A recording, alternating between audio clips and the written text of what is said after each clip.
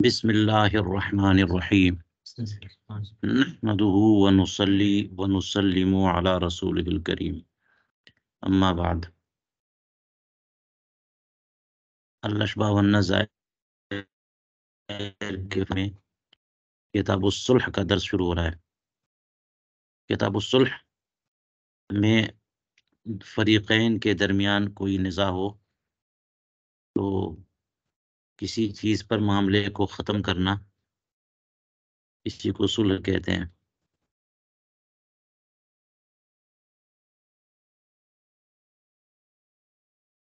کسی نزاعی معاملے کو ختم کر دینا، دفع نزاع، کوئی کیا کہتے ہیں۔ اب صلح جو ہے یہ بہت اچھی چیز ہے، قرآن و حدیث میں اس پر تحریض ہے، ترغیب دی گئی ہے۔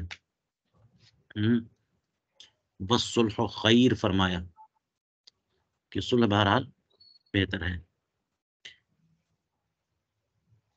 تو صلح کے بارے میں بنیادی باتیں آپ کو متون میں مل جائیں گی، ٹھیک ہے۔ ظاہر ہے کہ جب تک کوئی قضیہ رہے گا نہیں، صلح کی نوبت آئے گی کہاں سے؟ تو وہی معاملہ جو چل رہا ہے، کیس مدعی مدعا علیہ والا، ایک طرف مدعی ہے، دوسری طرف خصم ہے، اگر وہ اقرار کر لیتا ہے تو صلح کی ضرورت ہی کیا ہے؟ یا مدعی خود اپنا دعویٰ واپس لے تب بھی صلح کی ضرورت نہیں ہے، لیکن مدعی اپنا دعویٰ لیے ہوئے ہے، خصم اس پہ راضی نہیں ہے، اقرار نہیں کر رہا ہے، تو پھر جو ہے صلح کی نوبت آتی ہے، یا تو پھر یہ کہ قاضی فیصلہ کرے۔ تو اب اس میں ایک بات یہ یاد رکھنی ہے کہ صلح کی اس طرح سے 3 صورتیں ہو سکتی ہیں، صلح عن اقرار، یا صلح عن انکار، یا صلح عن السکوت۔ یعنی جو کسی چیز کا مدعی ہے، مدعا علیہ کے خلاف،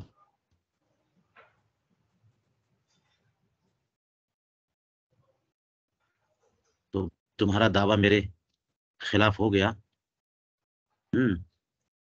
تو چھوڑو کہاں جاؤ گے، کیس لے کر کے کورٹ میں، کورٹ کچہری، دوڑ بھاگ، گواہی، خصومت، یہ سب چکر چھوڑو، آؤ ہم مل جل کر کے بات طے کر لیتے ہیں، ٹھیک ہے۔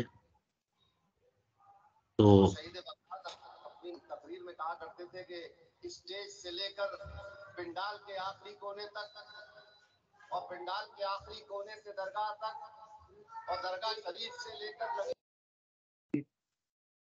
سب لوگ اپنا مائک بند کر لیجئے اور غور سے سماع کریے۔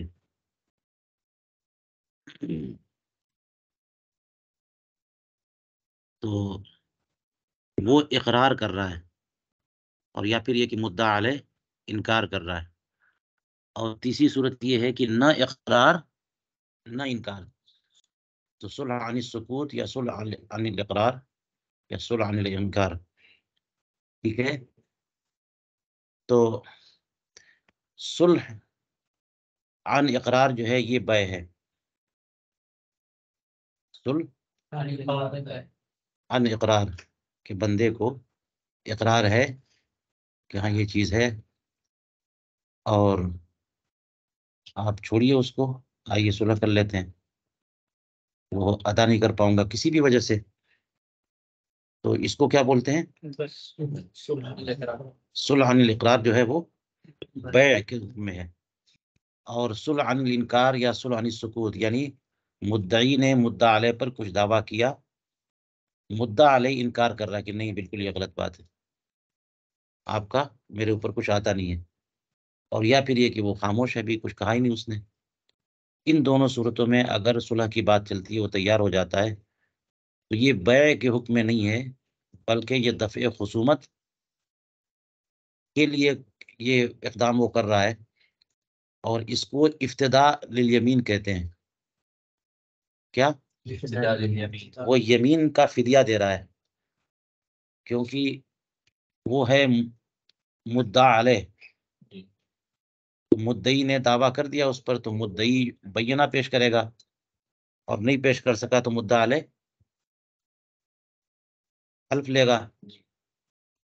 اور حلف لینا ہی اس لیے ہوتا ہے، حلف کا مسئلہ ہی اس لیے ہے کہ وہ نقول کر سکے اگر جھوٹا ہے تو، ہے نا، اور نقول کرے گا تو اس کی بنیاد پر فیصلہ مدعی کے حق میں ہو جائے گا. تو وہ جو ہے یمین سے بچنے کے لیے اس نے مصالحت کر لی، تو یمین کا فدیہ ہے. وہ منکر ہے، وہ نہیں مان رہا آپ کا دعویٰ، مدعا علیہ آپ کا دعویٰ نہیں مان رہا یا خاموش ہے. تو اب وہ مصالحت کے لیے اٹھا ہے، تو اس مصالحت کو یہ مت سمجھو کہ وہ تو مان گیا تبھی تو صلح کے لیے اٹھا ہے. نہیں نہیں، وہ اصل میں قسم نہیں کھانا چاہ رہا ہے. قسم کھانا بہت بڑی بات ہے. وہ قسم کا فدیہ دینا چاہ رہا ہے کہ چلو تم 10,000 کی بات کر رہے ہو، 2,000 میں سیٹلمنٹ کر لیتے ہیں. تو یہ 2,000 کی بات جو چل رہی ہے نا، وہ قسم سے بچنے کے، قسم کا فدیہ ہے.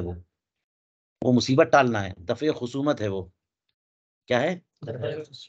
مصیبت بلا کو ٹالنا ہے اور یمین کا فدیہ دینا ہے. یہ مطلب نہیں ہے کہ وہ مان گیا ہے اور اب تبادلہ ہو رہا ہے. تو یا تو مان گیا ہے وہ، یا نہیں مانا ہے، یا سکوت ہے. مان گیا ہے تو اقراری ہو گیا، تو یہ مان گیا کہ چلو 10,000 آپ کے ہمارے پر ہیں، لیکن چھوڑو 10,000 کی بات مت کرو، صلح کر لو. تو جہاں پر اقرار کرے مدعا علیہ اور وہاں صلح ہو، تو صلح عن اقرار یہ کیا ہے؟ بے ہے. لیکن صلح عن انکار یا صلح عن سکوت یہ بے نہیں ہے، یہ یمین کا فدیہ ہے، یہ بلا ٹالنا ہے. اس لیے دونوں کو الگ الگ طور پہ سمجھنا پڑے گا. آج صلح عن اقرار کی بات کر رہے ہیں، ٹھیک ہے. اور اس میں بھی یہ بات یاد رکھیے کہ یہ بے کے حکم میں ہے، جبکہ جس مصالح عنہ اور مصالح علیہ ہے نا، ایک ہے مصالح جو صلح کرے، اور ایک مصالح لہو جس کی لیے صلح کیا گیا.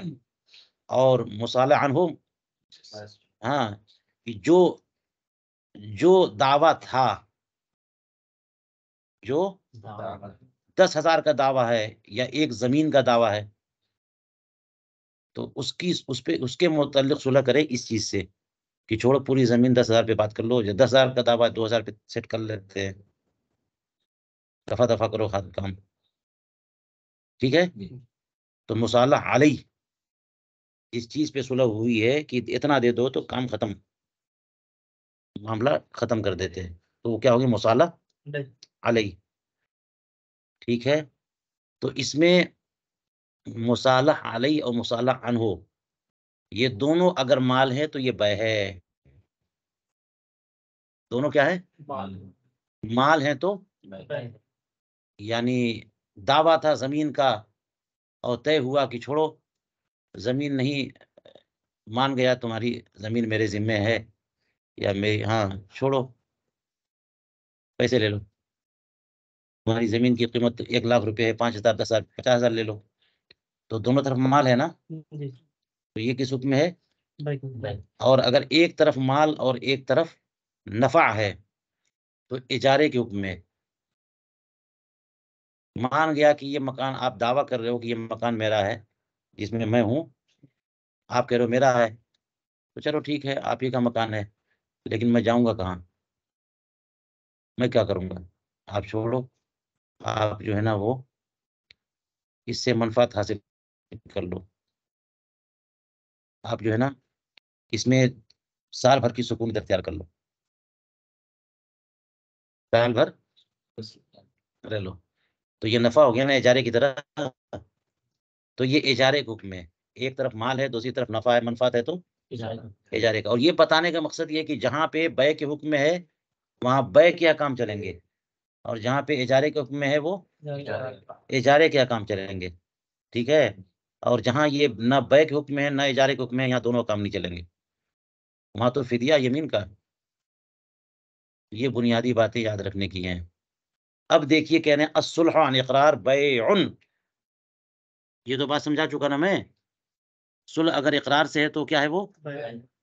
یعنی مدعی دعویٰ کر رہا ہے کسی چیز کا اور مدعا علیہ اقرار کر رہا ہے، ٹھیک ہے، مان گیا وہ، تو اس کا حاصل تو یہ نکلا کہ 2، مگر وہ نہیں دے رہا کہ نہیں اب نہیں دے سکوں گا میں، 10,000 کی بات کر لی، چلو ٹھیک ہے 10,000 مگر نہیں دے سکتا میں، اب صلح کر لو، تو جو مصالحت ہوگی نا جس چیز پہ وہ کیا ہے؟ بیع ہے، لہذا خلاصہ یہ ہوا کہ اس پر بیع کے احکام، یعنی سارے کے سارے احکام، خیار عیب، خیار رویت ہے نا، خیار شرط، یہ سب کے سب کیا ان کے تبادلہ ہو رہا ہے، وہ مان رہا کہ یہ ہے اور کہہ رہا یہ لے لو، تو اس کا مطلب وہ اتنے میں بیچ رہا ہے، زمین کا مان گیا اور کہہ رہا 5,000 میں طے کر لو، اس کا مطلب 5,000 میں زمین خرید رہا ہے، وہ حق شفا بھی مل جائے گا پڑوسی کو، سارے احکام بہ کے نافذ ہو جائیں گے، الا فی مسئلتین، یہ ضابطہ سمجھ میں آ گیا، تو اب استثناء دیکھیے، مگر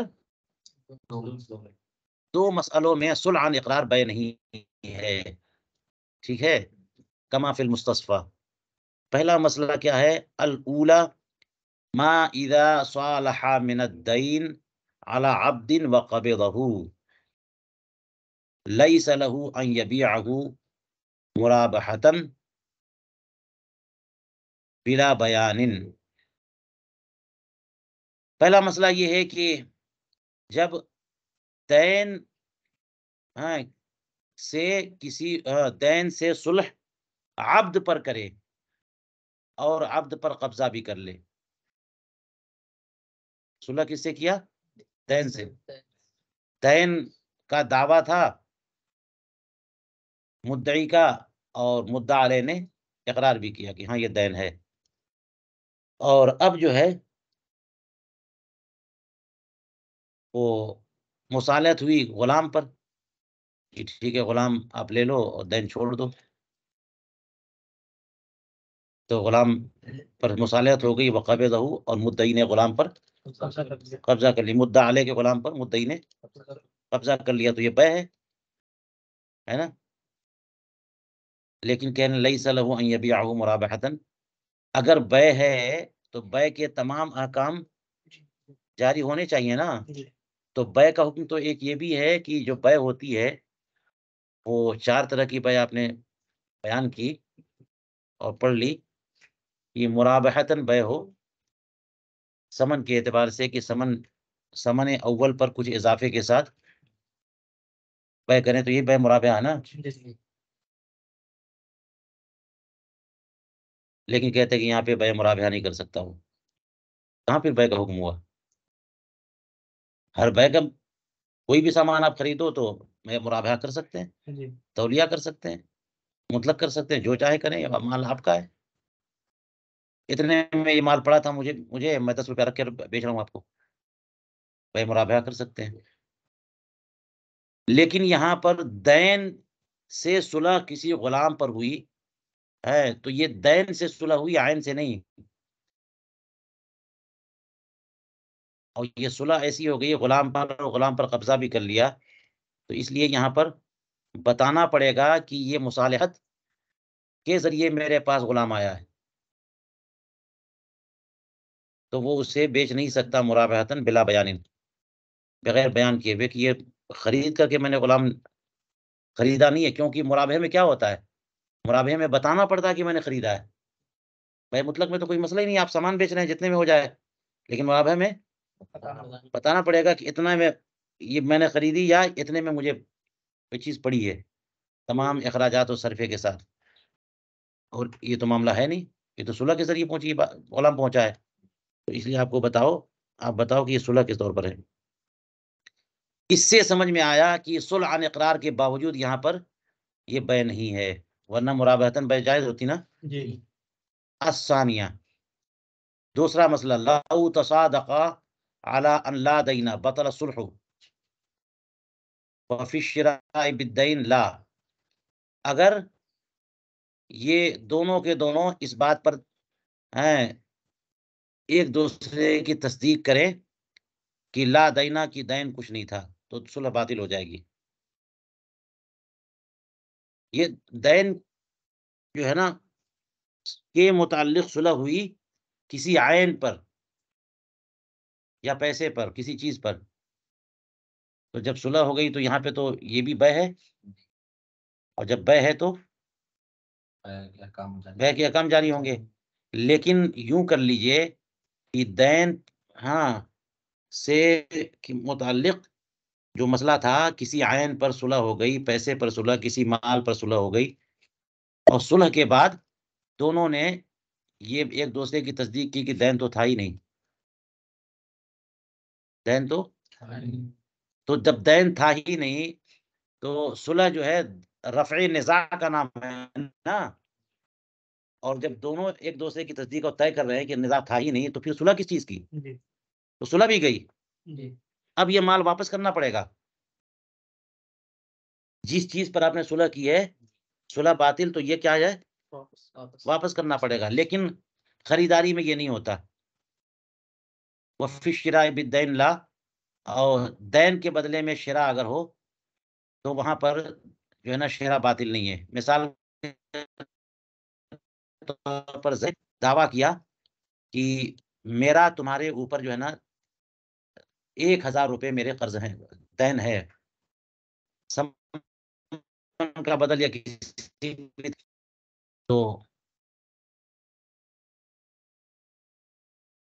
تو زید نے یہ کہا کہ تم اپنا کپڑا بیچ دو اور اسی کو سمن ہو گیا، قیمت کے طور پر وہ پیسہ رکھ لو. جو میرے تمہارے اوپر 1000 دین ہے، میں تم سے فلاں چیز خریدتا ہوں، اسی کو سمن کے طور پہ رکھ لو. دین کے بدلے میں خریدا نا. سمجھا یہ بات؟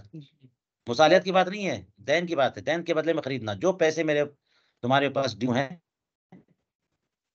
تم اپنا سامان، اپنی کتاب یا کچھ بھی، یہ کتاب مجھے بیچ دو یا کپڑا بیچ دو مجھے، اور وہ وہی قیمت ہے، وہی سمن ہے. ٹھیک ہے، بے ہو گئی. اب اس کے بعد دونوں ایک دوسرے کی تصدیق کر رہے ہیں کہ وہ دین تھا ہی نہیں، تو یہ شرع باطل نہیں ہوگا. یہ شرع کیونکہ یہ معاوضہ ہے، مبادلۃ المال بالمال ہے. اب بعد میں تصدق کیا تو بات وہاں پہ کیا ہے بتایا تھا کہ مصالحت میں اگر یہ طے کر لیا دونوں نے بعد میں کہ دین تھا ہی نہیں تو صلح باطل، اور اگر دین کے مقابلے میں خریدا ہے کچھ اور پھر طے کیا کہ دین تھا ہی نہیں تو شرع باطل نہیں. تو دیکھ لیا نا آپ نے کہ خریداری کے معاملے میں صلح جو ہے نا وہ ہے حالانکہ بے، لیکن اگر یہ ایک صورت یہ نکل رہی ہے کہ دین پر صلح کی، دین سے صلح کی اور بعد میں طے کیا کہ دین تھا ہی نہیں، تو صلح باطل ہو چکی، حالانکہ خریداری باطل نہیں ہوتی. تو فرق ہوا نا، بے ہونے کے باوجود اس میں بے کا حکم نہیں چلتا. دو مسئلے تھے اور دونوں بیان کر چکے، دونوں استثنائی مسائل. اب کہتے ہیں وَيُزَادُ كَمَا فِي الْمَجْمَعِ، جیسا کہ مجمع البحرین میں ہے تو اس پر یہ اضافہ کیا جا سکتا ہے دو مسئلے پر.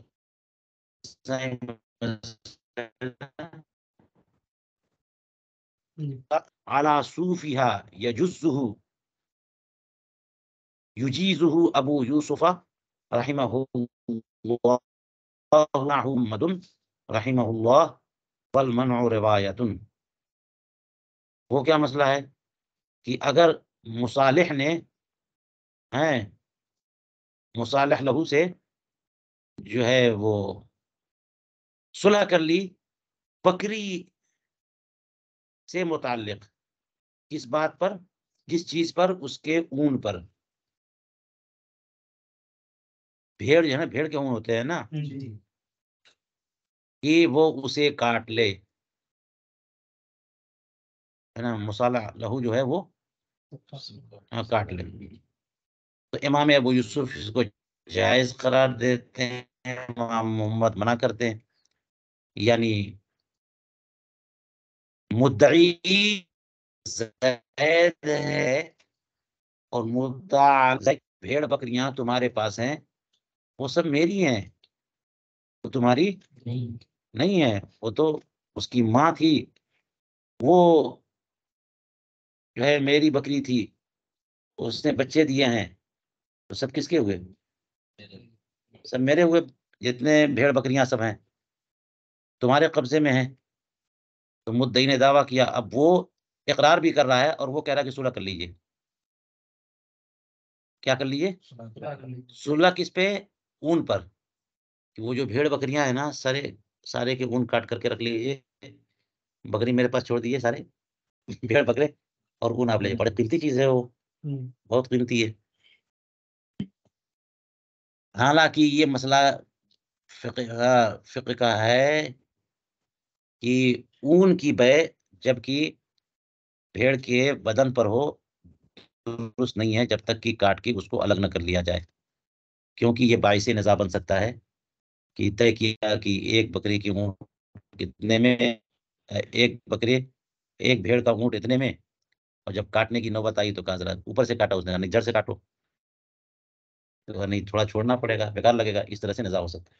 تو کاٹ کے الگ کرنے کے بعد ہی ان کی بیع ہو سکتی ہے. تو یہ ہاں بھیڑ کے اوپر ہی اون ہے, کیسے بیع ہو گئی؟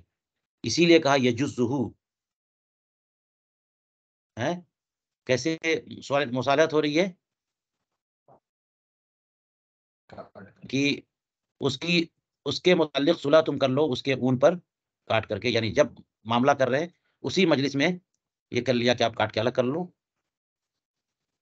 اور اسی میں مصالحت ہو جائے. تو بکری سے صلح ہوئی بکری کے اون پر سمجھ میں آئی؟ بھیڑ سے صلح ہوئی بھیڑ کے اون پر, دونوں طرف مال ہے کہ نہیں ہے؟ تو یہ صلح کیسی ہے؟ ہاں, اس کے بارے میں فرمایا کہ امام ابو یوسف اس کو جائز کہتے ہیں.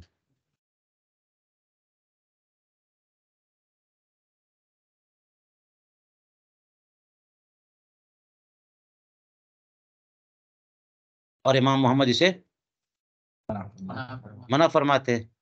والمنع روایہ, اور یہاں پہ جو کہا کہ منع بھی ایک روایت ہے, اس کا مطلب یہ ہوا کہ امام یعنی مذہب کی روایت منع ہے. امام اعظم ابو حنیفہ کا قول جو ہے کیا ہے؟ منع ہے. پہلے یہ بتایا کہ امام ابو یوسف اسے جائز کہتے ہیں, امام محمد اسے منع کرتے ہیں. ٹھیک ہے, تو یہ کیسے ایک استثناء کا ہوا؟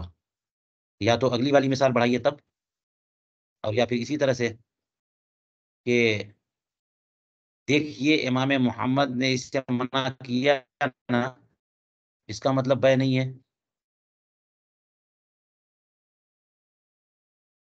جی صلح ہو رہی ہے نا, بھیڑ کے متعلق صلح ہو رہی ہے اس کے اون پر کاٹ لو, اور پھر بھی یہ صلح درست نہیں ہے. وعلی صوفی غیر اتفاقا,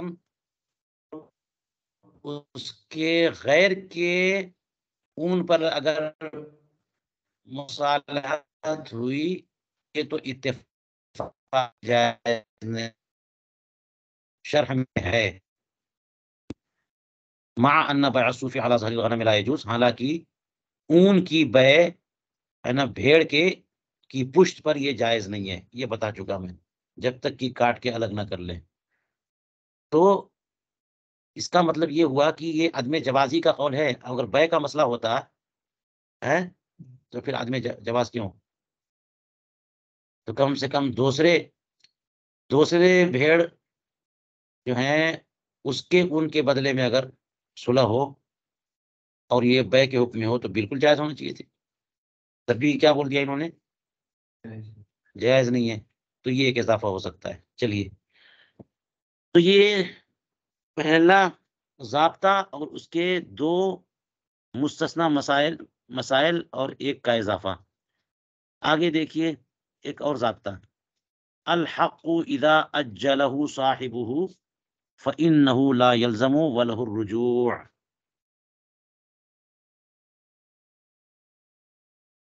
کہ حق جب صاحب حق مؤجل کر دے, مؤخر کر دے, تو وہ تعجیل لازم نہیں.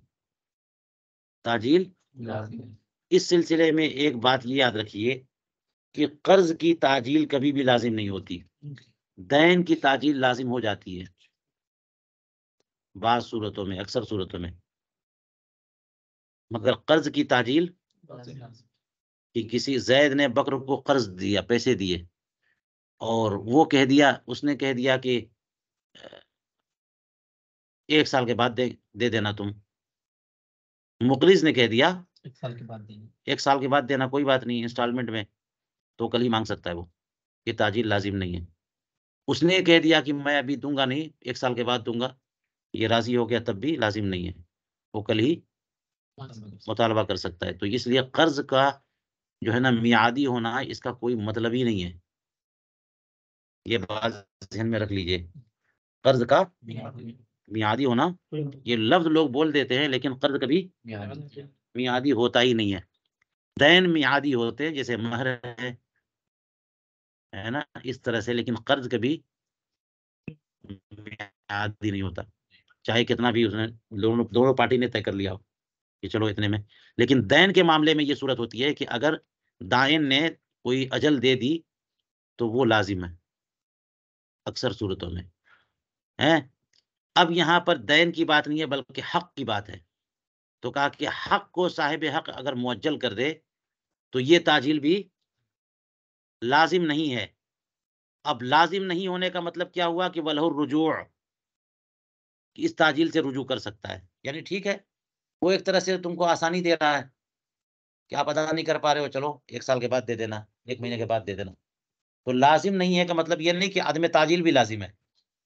ایک طرح سے اوپن کر دیا اس نے کہ ٹھیک ہے، بعد میں ابھی مطالبہ نہیں کر رہا ہوں، میں بعد میں کر سکتا.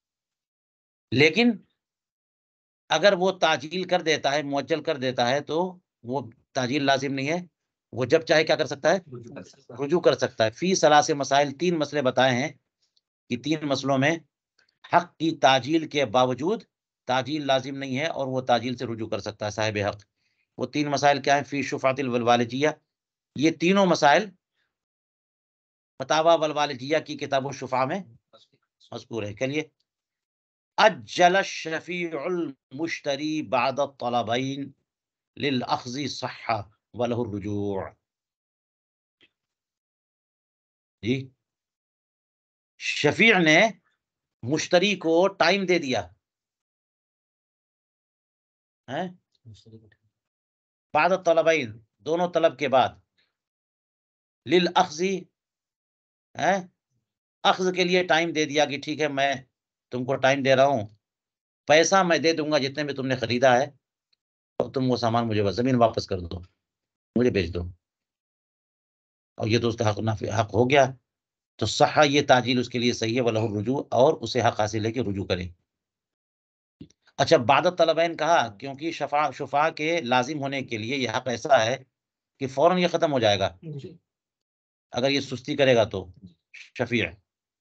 ٹھیک ہے، تو طلب محاسبہ اور طلب اشاعت دو تو ضروری ہیں کہ جیسے خبر پہنچی کہ پراپرٹی تمہارے بغل والی بک گئی تو فوراً بلا جھجک بلا توقف بولے کہ مجھے چاہیے. یہ کیسے ہو گیا، مجھے بتائے بغیر بیچ دیا. اور پھر اس کے بعد اسے ٹائم ملتا ہے کہ ذرا 2-4 لوگوں کو بلا کر کے گواہ بنا لے کہ دیکھو یہ چیز بکی ہے، کورٹ میں مسئلہ جا سکتا ہے، میں مطالبہ کروں گا، آپ لوگ گواہی دیں گے. تو طلبین، 2 طلب تو ضروری ہے نا اپنے اس حق کو موقت کرنے کے لیے. 2 طلب، تو 2 طلب ہو چکے ہیں. اس کے بعد شفیع مشتری کو ٹائم دے رہا ہے، حالانکہ اس کا حق ہے، وہ چاہے تو ابھی لے لے، لیکن شفیع نے مشتری کو ٹائم دے دیا کہ تم جو ہے نا 1 مہینے کے بعد یا 1 سال کے بعد ٹائم لے لو، کوئی بات نہیں، اس کے بعد مجھے بیچ دینا. تو یہ ٹائم دینا صحیح ہے. صحا کہا نا، یعنی یہ تاجیل صحیح ہے، وَلَهُ الرجوع، لیکن لازم نہیں ہے. صحیح ہونے کا مطلب لازم نہیں ہے، صحیح تو ہے لیکن لازم نہیں ہے. یعنی صحیح ہونے کا مطلب یہ کہ اگر وہ ٹائم دے رہا ہے، اس کو آپ یہ مت مانیے کہ وہ راضی ہو رہا ہے کہ مجھے نہیں ملے تو کوئی بات نہیں. سال بھر کا ٹائم دے دیا تو آپ کہیے نہیں، اس کا حق ختم ہو گیا. حق ختم نہیں ہوا. طلبین تو ہو چکے ہیں نا، طلب محاسبہ، طلب اشاعت ہے، تو اس کا حق زبردست ہو چکا ہے، اب کوئی روک نہیں سکتا ہے. سال بھر کا ٹائم دے دیا تو سال بھر میں بھی مطالبہ کر سکتا ہے، اس کو دینا پڑے گا. تو یہ تاجیل درست ہے، لیکن اس تاجیل سے رجوع کر سکتا ہے. سال بھر کا ٹائم دیا اور کل ہی کو کہے نہیں، وہ جو میں نے ٹائم دے دیا تھا تم کو، میں واپس لیتا ہوں، مجھے آج ہی چاہیے. یہ ایک مثال ہو گئی کہ صاحب حق اگر اپنے حق کو معجل کرے تو تاجیل درست ہونے کے باوجود لازم نہیں ہے، اور وہ اپنے اس تاجیل سے رجوع کر سکتے. ایک مثال یہ ہو گئی.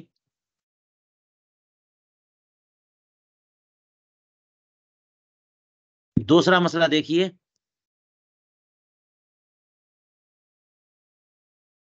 یہ کیا ہے؟ اجلت امرأۃ العنینہ.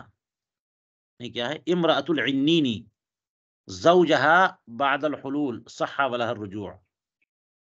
عنین مرد کی زوجہ نے اپنے شوہر کو حلول مدت کے باوجود اسے اور ٹائم دے دیا تو یہ تعجیل درست ہے اور اس عورت کو اس تعجیل سے رجوع کا حق حاصل ہے. زید اور ہندا کی شادی ہوئی. زید اپنی مردانگی کی کمی کی وجہ سے اپنی زوجہ تک نہیں پہنچ پا رہا ہے, عنین ہے, ٹھیک ہے, زوجیت کے حقوق ادا کرنے کے لائق نہیں ہے, تو عورت مقدمہ دائر کر سکتی ہے کہ ایسا ایسا مسئلہ ہے میرے شوہر کے ساتھ, مجھے طلاق چاہیے. ٹھیک ہے, تو قاضی جو ہے ٹائم دے گا شوہر کو, اور وہ ٹائم 1 سال مثال کے طور پر, کہ اپنا علاج کرائے اور پھر اس کے بعد دونوں ایک ساتھ رہیں, دونوں, اور وہ اپنا علاج کرائے اور اس کے بعد سب صحیح ہو گیا تو سب صحیح ہے, اور پھر بھی اگر صحیح نہیں ہوا تو 1 سال کے بعد عورت پھر رجوع کرے قاضی کے پاس. وہ رجوع کرے گی تب جا کے پھر قاضی سنے گا. تو اس نے رجوع کیا کہ 1 سال کے بعد بھی ہمارے شوہر ٹھیک نہیں ہوئے, تو اب تفریق کر دے گا وہ کون؟ قاضی. لیکن اس موقع پر پہنچ کر کے عورت نے اپنے عنین شوہر کو اور مہلت دے دی, تو اس کا حق ہے نا, لیکن اس نے اپنے حق کو معجل کر دیا اور مہلت دے دیا اور ٹائم دے دیا, تو یہ تعجیل درست ہے, لیکن لازم نہیں ہے. وہ چاہے تو رجوع, یعنی کہہ دے 1 سال اور ہم دے دیتے ہیں, تو 1 سال اور دے دیا اس نے, یہ تعجیل ٹھیک ہے, لیکن وہ کل چاہے تو رجوع کر سکتا. سمجھ میں آ گئی؟ تو عنین کی زوجہ اپنے شوہر کو کیا کرے؟ مہلت دے بعد الحلول, جو مدت طے کی گئی تھی کہ وہ اپنا علاج کرائے, اس مدت کے گزرنے کے بعد, تو یہ تعجیل درست ہے اور عورت کو. تیسری مثال دیکھیے. استمحل المدعى علیہ فامحلہ المدعی صح ولہ الرجوع. جی 3 مسائل تھے نا. مدعا علیہ نے مدعی سے مہلت چاہی, یعنی مدعی نے کہا تھا کہ تم پر میرا جو نا 10,000 آتا ہے, اور مدعا علیہ کو مجبوراً قائل ہونا پڑا, یا اقرار کیا اس نے, یا انکار کے بعد بینہ سے ثابت کر دیا مدعی نے. تو اب مدعا علیہ پر لازم ہے نا کہ وہ ادا کرے. تو مدعا علیہ نے مہلت مانگی کہ ٹھیک ہے آپ کا حق میرے اوپر نافذ ہو چکا, مجھے ٹائم دیجیے 2 مہینے 4 مہینے کا. تو مدعی نے اسے مہلت دی, تو یہ امحال جو ہے یہ درست ہے, لیکن رجوع کر سکتا ہے جب ثابت ہو گیا. تو اب تو بلا وجہ کیوں مہلت. 3 مسائل ہو گئے. چلیے ٹھیک ہے. صاحب حق جب اپنے حق کو ٹال دے یا مہلت دے دے تو لازم نہیں ہے, صحیح تو ہے لیکن لازم نہیں ہے, رجوع کر سکتا ہے. 3 مسائل. اب چلیے. الصلح عقد يرفع النزاع فلا يصح مع المودع بعد الهلاك اذ لا نزاع. صلح ایک ایسا عقد ہے جو نزاع کو ختم کر دیتا ہے, ختم کر دے. یہ تو ہم نے بتایا تھا, صلح کی تعریف ہی یہی ہے. ہاں, دفع نزاع مقصد ہے اس کا. لہذا چونکہ صلح ایسا عقد ہے جو نزاع کو دور کر دے, تو مودع کے ساتھ جو ہے نا ہلاکت کے دعوے کے بعد صلح درست نہیں ہے. اس کی وجہ یہ ہے کہ وہاں نزاع ہی نہیں ہے.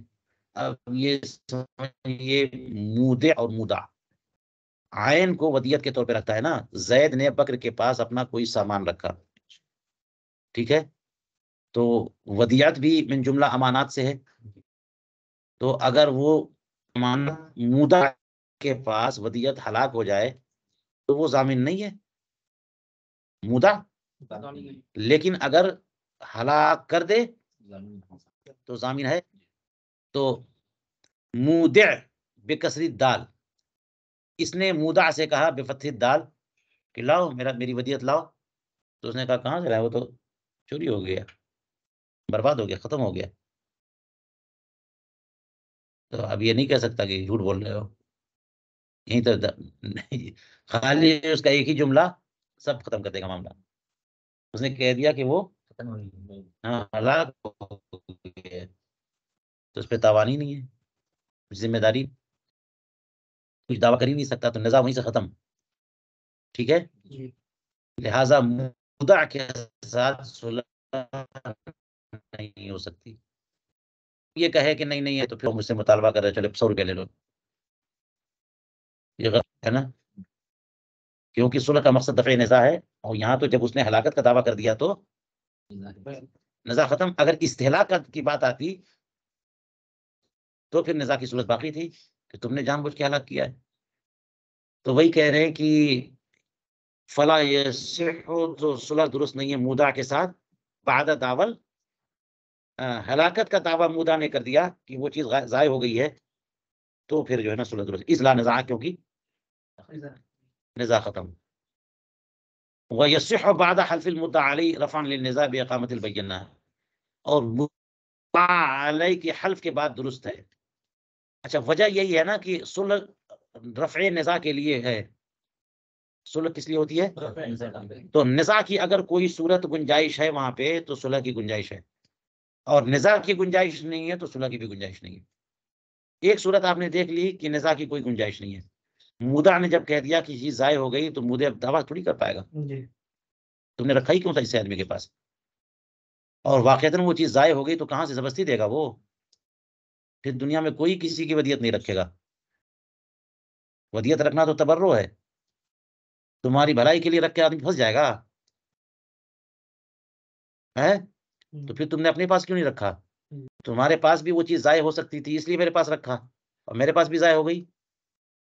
تو اس کا یہ کہہ دینا کہ وہ چیز ضائع ہو گئی یہی کافی ہے نزاع کے ختم ہونے کے لیے. لیکن اب آگے دیکھیے کہ مدعی اور مدعا علیہ کا مسئلہ چل رہا تھا جی. اور مدعی، غور سے سنیے، مدعی نے دعویٰ کیا مدعا علیہ پر کہ میرا یہ حق تمہارے اوپر آتا ہے، یا تمہارے ہاتھ میں جو مکان ہے، دکان ہے، وہ میرا، دکان میری، جو جانور ہے، جو مال ہے، وہ میرا. ٹھیک ہے. اور مدعا علیہ نے منع کیا. مدعی سے قاضی نے کہا کہ بینہ پیش کرو. قاضی نے بینہ کا مطالبہ کیا، مدعی بینہ نہیں پیش کر سکا، تو قاضی مدعا علیہ سے قسم لے رہا، وہ قسم کھا گیا، تو اب مال اس کا ہو جائے گا نا. تو نزاع ختم ہوا کہ نہیں ہوا؟ اب اس مرحلے میں آ کر کے صلح ہو جائے تو کیا یہاں پہ نزاع کی گنجائش ہے کہ نہیں ہے؟ کہتے ہیں ابھی بھی گنجائش ہے. گنجائش کیا ہے؟ گنجائش یہ ہے کہ ہو سکتا ہے کہ اب سے اس کے پاس جو بینہ سے منع کیا اس نے، کس نے؟ مدعی نے. بینہ کون پیش کرے گا؟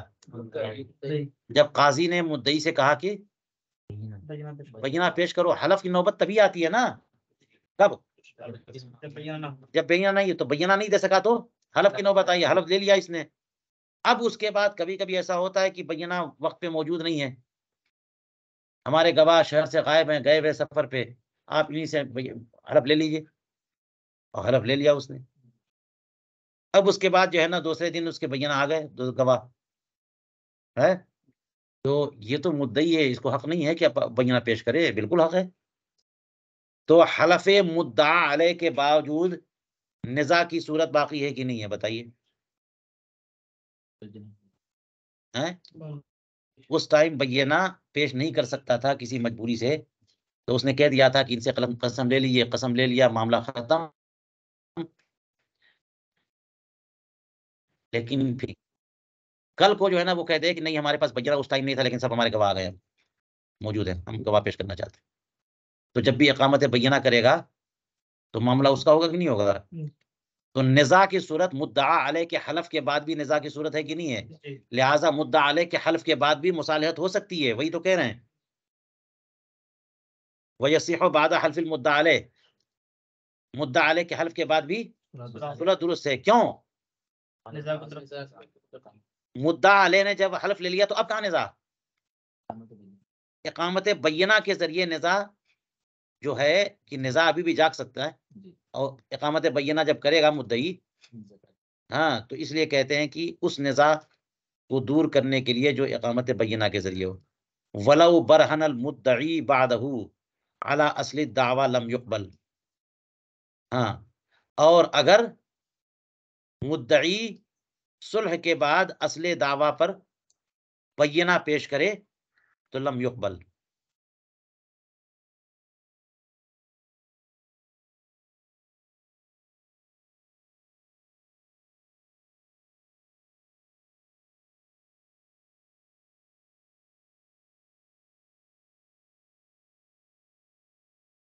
یہ ایک الگ مسئلہ ہے. اور بعدہ میں ضمیر جو ہے نا صلح کی طرف. ٹھیک ہے.